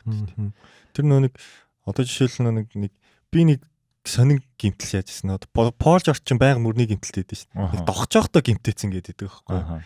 Тийм. Тэр тийх боломжтой. Яг боломжтой л л мөрний үе чи өөрөө нөгөө нэг яг бүтэн тойрдгоо мултарчдаг үе учраас. Тэгээд гэхдээ Пол Жоржийн гимтлийг би судлаагүй юм шүү дээ. Пол Жорж их ясны гимтэл байсан юм уу? Булчин шүрмэсний байсан юм уу? Ямар ч гэсэн мөрний гимтэл гэж нэг жил нэг утаарсан да нэг плей-офф. Яг тэрэн дээрээс яадаг. Тэгээд ингээд дараа нь тогчоогоо сэтрээцсэн ч юм уу те. Тэгээд бас сүүл тохооны гимтэл гээд яажсэн нэг тохооны шингэний ах болчихсон. Мөр угаасаа бас их гимтгэхэд байдаг талдаа л та ерөөхдөө амархан ингээд одоо малтаралд ордог болч нэг орчлоор айгүй амархан малтардаг болчдөг.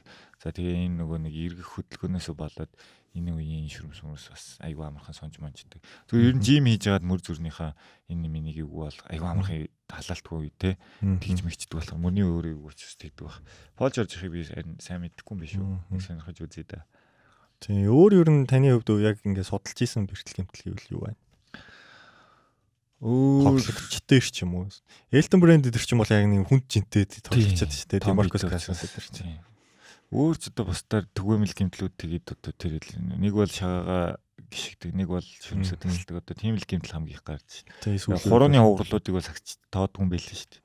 Нэг жоох идгэж байгаа л. Одоо Эмбид бол сая бас тэрийг нь магтах хэрэгтэй байх. Гэмт 100 уруутай 4 тоглолт явлаа шүү дээ. Тийм, дээрэс нүдний ухархаалга зохиолцсон гэдэг. Нүдний ухархаан хугарал гэжсэн. Тийм тэр бол ерөнхийдөө айл хан байсан юм би мэдээгүй. Нүдний ухархаан хугарал бол ерөнхийдөө ийшээ хавдаж мавдаад юм уу яг ийм тоглоход бас хаад болох юм гайгүй. Ингээд 4 ханаа байгаа байхгүй. Тэгээд ер нь түгээмэл яадаг энэ доод юм уу дотор хан цохилтор цохилтор энэ хоёраа нэг түгээмэл хугардаг. Тэгээд одоо яг тэр хугарсан үед бол илт мэдих төс тоглолтод нөлөөлөхөөр зөвөр бол гайгүй. Тэгтээ нэмж гимтэхгүй байх, гам барих, дөрвөлт толгой дөрөх мөрөх гэсэн асуудлууд гард. Тэднийг л анхаарах. Тэгэхээр Эмбидийн тэр энэний гимтэл яг тоглолтод бол нөлөөлөх нь гайгүй байсан баг. Хурууных бол харин их нөлөөлсөн баг гэж бодож байна. Шиддэг ялангуяа Эмбид шиддэг тоглогч. Тэгээд саяны цувралт бол аягүй муу шидсэн шүү дээ. Яг уу ганц хоёр. Дубай цаа хамгаалсан л да. Бас тэрийг хэлэхгүй болоо. Сүүлд блоклч 2 3 ч блоклч. Тэгээд хурууны гимтэл гэсэн чинь нөгөө Кобигээ хуруугаа хугалчаад 2 жил авраг авдаг бас санаанд орчлоо. Нөгөө тоохгүй явдаг гэдэг дээр нь те. Боочаал тоглоод байсан шүү дээ нөө. Ерөнхийдөө одоо ингээд аль хуруу гимтснээс хамаарат NBA-ийн тоглогчд бол ерөнхийдөө 4 уруугаараа баг шидэж байгаа шүү дээ те. Түлхэж байгаа. Тэгээ ингээд үндсэндээ их нэг ингээд 2 гараар тийм 10 уруу ингээд тохоо ингээд бугуу ингээд маш олон үений хөдөлгөөн айгу техниктэй ордог учраас ганцхан энэ хуруу гимтлэг ихэд шин бас нэг нөгөө хуваасаа нэг 90 хэд болж буурдаг ч юм гайгүй. Тэнгүү тохоо гимтчих юм бол шууд хэцүү байхгүй. Шууд тэр 100% чинь 10 юм уу тий 5 юм уу. Энэ хүмүүсийн хүчээр яаж байгаа юм чи тий. Эсвэл бугуу гимтчих болчих юм уу тий. Тэгэхээр энэ үений хувьд өөрөө нэг жижиг үе учраас бас нөлөөлөх нь хайцангуй гайгүй. Дээрээс нь одоо нөгөө нэг хөлдөгч мөлдөгч цацаад боож моогоо тоглож юм. Энэ хоёр урууг чинь ингээ боогоод цуг шидэхэд бас гайгүй ч юм уу те.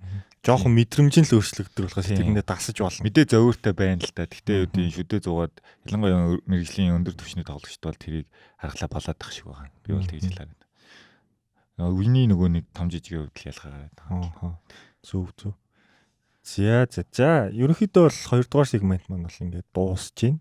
За тэгээд 3 дугаар сегмент бол топ 6 гэдэг бол сэдвтэй 6 одоо юм нэрлэлтэй байгаа. За өмнөх дугаар дээр болохоор би өнгөрсөн 10-нд те одоо 2010 оноос хойш хамгийн сайн байсан одоо 6 баг те авраг авсан багийг бол нэрлсэн.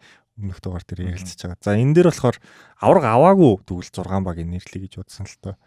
Тэгээд нэрлэхтэй болохоор ингэж нэрлэе гэж бодсон. Одоо жишээлбэл авраг аваагүй гэх юм бол те 11 оны Heat 16 оны Warriors-ыг нэрлэж болно шүү дээ. Тэгвэл тэд нар чи яг тухайн тэр бүрэлдэхүүнээр короор авраг авцсан болохоор хасаад явчих гэж бодсон байгаа. Тийм. За мэдээж OKC дурддагдах бах тий. нэг Harden, Westbrook, Durant-тай. За тэрний дараа мэдээж миний бодлоор юу дурддах болов? Rockets Harden Rockets дурддах болов гэж бодож байна. За өөр санаж байгаагаас чинь за LeBron conference finalд хусагддаг Boston бол нэг амар залуу байсан учраас тийм. Гэхдээ өөрсдөө далчилж байгаа усуулсан шүү дээ. Where the LeBron at энэ гэж орилж байгаа. Тийм. Reserve-мөс ирчин тэгээ яалаа. За Торонтог нэрлэх юм бол Торонто DeRozan тэгэл угаасаа л өөрөө нэг жоохон баг лид хийж чаддгүй тийм. Торонтог би бол оруулахгүй гэж боддог. Шууд Kawhi иршээд авраг авсан болохоор. Тийм тухайн court байсан шүү дээ. DeRozan ил салсан болохоос. Тэгээд LeBron ч одоо Торонтогоор тоглолдог байсан шүү дээ. Нааддаг нэг тоглолтын бүр маш сайн. Оноо холдсон 8-9 оноо хахад баг албаар хамгаалахгүй ингэж 2-3 оруулсан шүү дээ. DeRozan гэж хэлээ. Тэгэж яг оноо ойртуулж тэнцүүлэнгүүтээ өөртөө яг 10 хэдэн секунд үлдээгээд тэгээ нэг юм tear drop хийж самбардаж оруулж хэлчихсэн. Би бол тэрийг бүр LeBron албаар ойртуулсан гэж итгэдэж шүү дээ. Тийм үү. Би бол бат итгэдэг. Тэрэн дээр чинь тийм юу ядчих. DeRozan суудсан байдаг байхгүй. Тэгээ нэг Лаури амар сайн тоглоод тэгээд тэнцүүлдэ штэ. Нөгөө Anunoby 3-аас шид. Тэгснэ LeBron нөгөө нэг талбай нэг захаас нөгөө тал руу ярьсан. Гүйж орж ирснээр tear drop тий. Талбай дээр тэрний өмнөх давталгааны хамгаалтууд нэг хичээл зүтгэлгүй юм шиг санагддаг. LeBron бол тэнцүүлээ гоё юм үзчихийгээ. Тэгээ Торонтогийн хоёр бол одоо LeBron-ы зүудрээс гарахгүй байсаар насыг бараад тэгээд одоо нэг юм Lowry-ийн зүв багтаа ирэх шиг бол. Дээрээс нь тэгээ Ibaka гэдэг нэг бөмбөгөө ирж байгаа шийдэж мэт те. Эвгүй. Өөр авраг аваагүй багууд гэх юм бол би бас юу нэрлээ. Clippers байна. Chris Paul-ийн CP3-тай. Биш Blake Griffin, DeAndre-тэй. Яг бүсийн финал гарч бүх баг л юм шүү. Тэгээ санс мас гэлээ. CP-ийн 3 баг л орж ирэх юм шүү баг. Ер нь бол бас тийм байна те. За өөр авраг аваагүй багууд чинь. Би одоо бас аваагүй багуудын сайн тод санахаа болчихжээ. За тэр Harden-тэй Rockets бол тэр бол D'Antoni-гийн гавья. Harden шиг үнээр бол Mike D'Antoni шиг шүүгчл тоглох юм бэл. Биш коучлал тоглох юм бэл. Одоо бол ингээд унчлаа гаргуулж чадахгүй гоос те хүмүүс те. Одоо юу тэр сүүлд юунд очиж гэсэн бас чадсангүй шүү дээ. Нийт дээр очиод тэгэхээр яг D'Antoni-гийн одоо тэр нөгөө нэг чадвар нь тэрэн дээр харагдаж байгаа. D'Antoni ерөнхийдөө хинтээ Pat Riley-тэй төстөө арга барилтай. Нэг хамгаалтгүй болохоос. Тийм ерөөсөө хамгаалтаа хайждаг. Нэг давтлагч нэг төв гэсэн юмыг одоо Pat Riley чинь ерөнхийдөө насаараа ашиглалаа шүү дээ. Wade нийл байна те. Дараа нь яг хуу хэсэг бол тэрэн дээр спойстрод өөрт нь өгсөн. Тэгэнгүүт D'Antoni бас яг тэрийг ашиглалт Harden Capella ч гэдэг юм уу нэг тиймэрхүү юмд аягүй айтайхан байгаад CP орж ирээд яг үндэ D'Antoni өөрөө бас CP-тэй төхрөөгүй юм шиг санагдаад байдаг.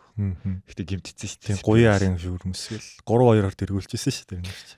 Тийм байна. Тэгээ би миний талхад бол дандаа CP-тэй багууд л орж ирж байна. Тэгээд түрүүний OKC байна. 10 оноос хойш те. Тийм нөгөө Майамиг эвгүүтүүлдэг Индиана орох уу? 7 тоглолт гаргасан шүү дээ. Индиана ч одоо нөгөө нэг өстө мэдгүй нэг яагаад сурцсан гэдэг лээ, дээрлэхэд сурцсан гэдэг шиг. Индиана энэ төр бол хизээч асуудал болж байгаа юм шиг. Тэр нөгөө Paul George-ийн Birdman-ыг балкад болгодог Pacers-ийг яриад байгаа шүү дээ. Би бол тэр мэрийг датгүй шин. Би нэг амар Индиана санагддаг шүү. Яг нь амар флаши Индиана байсан л та Paul George-тэй, Lance Stephenson-тэй ч юм уу. David West-тэй, Hibbert-тэй гэл те. Тийм, нэг жоохон юм флаши те ингээ харахад амар баг юм шиг. Яг үндэ East-ийн Portland байсан гэж муухай. Portland-ыг бол нэг хизээч бид нар контендер гэж хардгүйтэй л адил шүү дээ. Чиний яагаад ч болдгоо те. Тийм байна. За яа нэрээ нэрлэх юм бол за тэгээд OKC бол мэдээж орно Durant-ийн үеийн те. Durant. Clippers нэрээ байж. Clippers орно, Rockets орно. За Suns одоохондоо аваагүй байгаа юм чи оруулчих та. 20 оны хит орох уу? 20 оны хит баг орохгүй дээ бас үнэхээр болоогүй л баг миний бодлоор тий. Bucks-ыг шүртчихлүү. Bucks-ыг чинь 4-1-ээр хоцсон. Тэгээд юуг 4-2-оор хожоо. Тэгээд 4-2-оор хожигдсон шүү дээ өөртөө Bubble-т. Тийм тэгэхээр тэр бол ерөнхийдөө тохироо бүрдэл айгүй сайн байсан ч гэсэн бас үнэхээр яг авраг авах жил нугасаа л биш байх байсан болов гэж бодож байна. Тэр бүрэлдэхүүнд угаасаа яг үндэ хинч байгаагүй шүү дээ. Jimmy л гэсэн. Jimmy-г нөгөө зөвхөрсөн зураг харагддаг үстэй. Тийм тэгээд Жими үнэхээр тэр багийг чирээд авцсан бол үнэхээр л Hall of Famer суперстар болох байсан л. Джеймс Харднаас илүү яригдсан шүү дээ. Даанч нөгөө талд нь ялчгүй LeBron байгаа юм л. LeBron гэдэг хүн ч одоо тэгээд та байгалийн давд шүү. Итгэжлгүй шүү дээ. Одоо харин би тэрийг нь Янас олж гарч ирээлээ л гэж хараалгаа л та. Тэгээд би Bucks-д итгээд байгаа байхгүй энэ жил. Ойлож тэрний 5 баг л гарах уу? 4 баг. Тэгтлээ. 4 баг. Яг хуу Индианаг оруулчвал баг 5 6 болохгүй л байна. Spurs ч одоо нөө авраг авцсан учраас нэг авраг аваагүй жилүүдийн ярих нь цааш юм тий. Гэхдээ яг нэг Duncan зодог тайлбар нэг хэсэг Kawhi Aldridge гэж явсан шүү дээ. Тэрийг бас оруулж болно. Болох байх. Нэг core бүрэлдэхүүн ер нь бол Kawhi Aldridge рүү шилжчихсэн байсан шүү дээ. Durant Golden State тавьж хагаад өрсөлдөгч байгаагүй. West-д бол нэрээ өрсөлдөгч байгаагүй. Portland одоо яг NBA East рүүгээ шилжчихлээ тий. Тэр хэсэг чи West-д л алаан болдог. East-ээс нэг ганц 2 баг гарч ирээд бардггүй нэг тим LeBron л гарч ирдэг үе яваад гэсэн чи одоо West өөрөө маш залуу болчих. Багууд нь ер нь ихэнх хвчлэн залуу одуудтай ганц баг Curry, Clay хоёр хамгийн өгшөө одууд нь байна уу яагаад юм тий. Тэглээ шүү дээ. LeBron-аас өөргөөл. Тийм. Одоо ингээл тэгэл Booker гээл Luka гээл гараад ирж дандаа залуу одуудтай тий. Тийм. Залуучуудаа хосаал гарч ирээл. Тиймэр уулсад ир шиг. East арай туршлагатай байгаа юм л да. Одоо Giannis энэ чи ветеран л орш тий. Тэгээ одоо бол баг тийм 27-тай 8-тай л 7-8 үрж байгаа. Тэгээ ветеран руу ороод эхэлж байна. Тэгээ за Tatum хин хоёрыг бол арай илж болохгүй бах. Brown хоёрыг тэр үеч хүсч яваа. Хит бол ерөнхийдөө хөвшин дүү баг. За тэгээд өөр Bulls ч гэсэн Bulls баг хөвшөндөө орно дүү. Яг Vucevic дөрөс энтер ороод сая хөвшин баг болгочлаа. Залуу гэсэн. Nets бол уус таг хөвшин баг. Тэгээд Lakers бол ярилтгөө. Ер нь бол тийм байна. East хамаагүй ветеран багттай болсон. За ерөнхийдөө бол ингээд бол манай өнөөдрийн ярих бол сэдвүүд бол дуусж байна. За тэгээд Санжаа ах маань бол цаашаа одоо имч апаараа ерөнхийдөө бол илүү бидэнтэй холбогдоод явах гэж байгаа гэж бол ярьстэй. Чанлаараа бас удахгүй тавина мэдэх юм нэ тийнэ. Тэгээд ойр дуу хийх санаа байна уу? Одоо дуу муу хийхгүй. Гэхдээ сүүлд нэг ивент дээр таад бөөндөө явжсэн тий.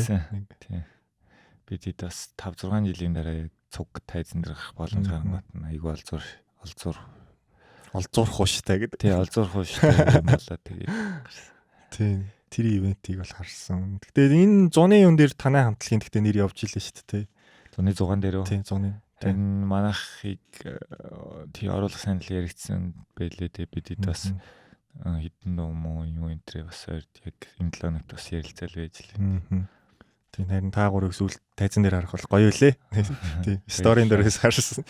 Тэгээд бид нар чинь яг нэг яг танай айгу цөөхөн дуутай шүү дээ. Ерөнхийдөө бол босод юунаатай. Лайт хийчихгүй. Тий, нэг EP л ер нь бол хийдэг дуутай шүү дээ. Тоотой Swag идэр гэл. Тэгээд тэр дуунууд нь ингээ амар нэм сэтгэлд хүрсэн байдаг болохоор бүх дуунуудыг ингээ мэддэг.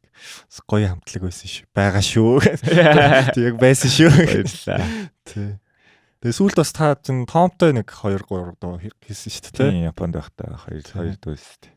Тийм, тэгээд тэгээд дараачийн бас дугааруудаар бас өөр гоё зочид оруулахыг хүсвэл та хэд маань бас тий доор коммент өөр гоё зочид тий ийм биш өөр гоё. Тий. Тэгээд мэдээж тий манай сувгийг лайк шеэр хийхс гадна Санжаахын сувгийг дэмжээрэй. Санжаах намайг бүүстэлж өгөх байхаа чиг шиг.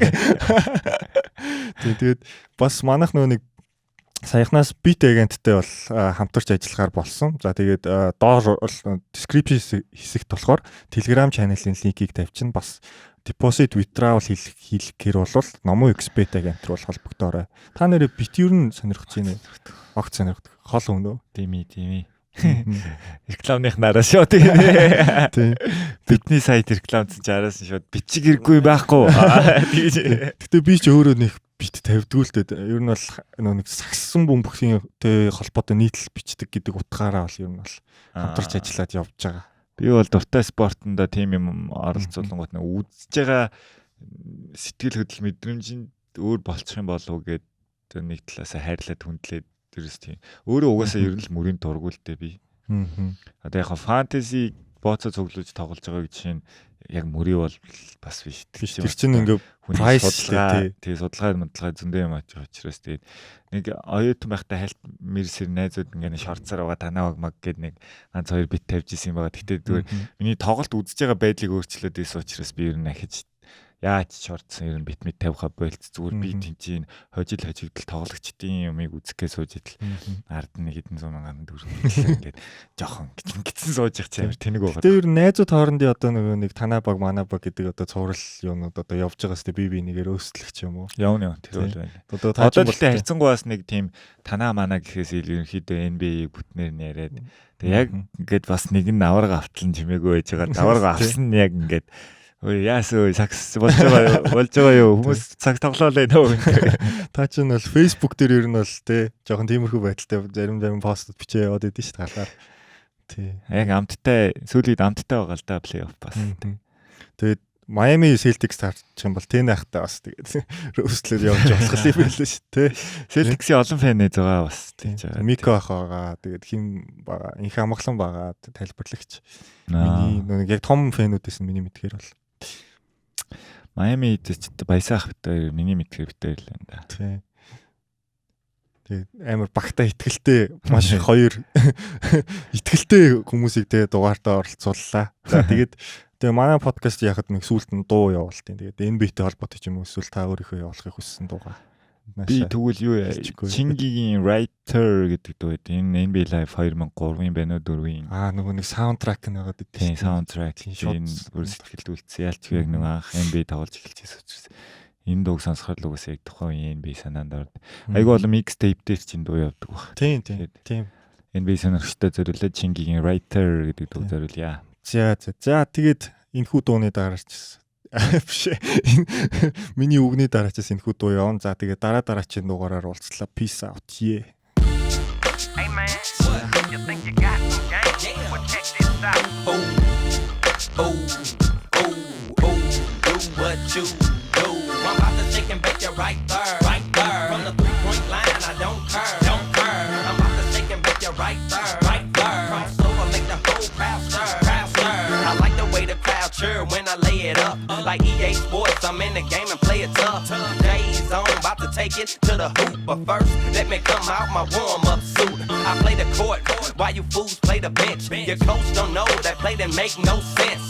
Pass it, steal it, it's all teamwork. Cheerleaders on the sideline and they change shirts. My dribble is wicked as I drive down the lane to the hoop. I take a shake and bake it, ain't no thing. Once I get in the game, don't worry about a thing. But why I'ma be leaving MVP with the ring? I'm about to shake and bake it right there. From the 3-point line, I don't care. I'm about to shake and bake it right there.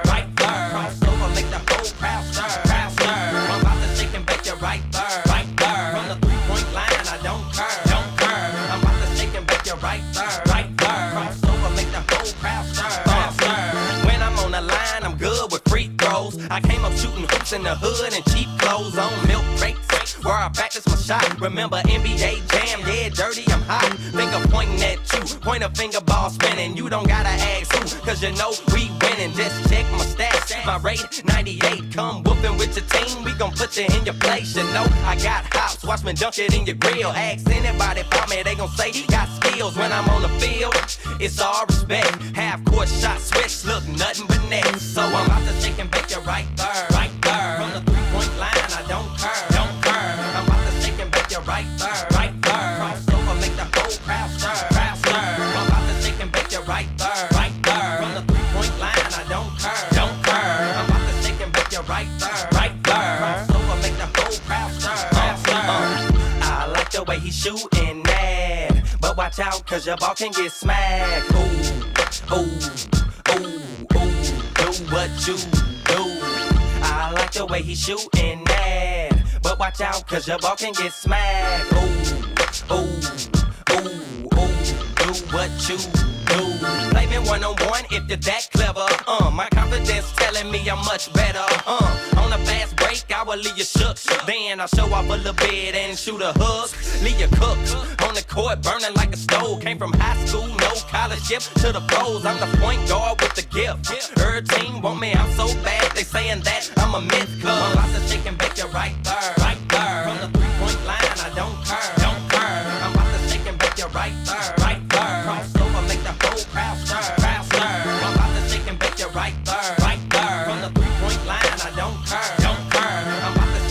you're right there.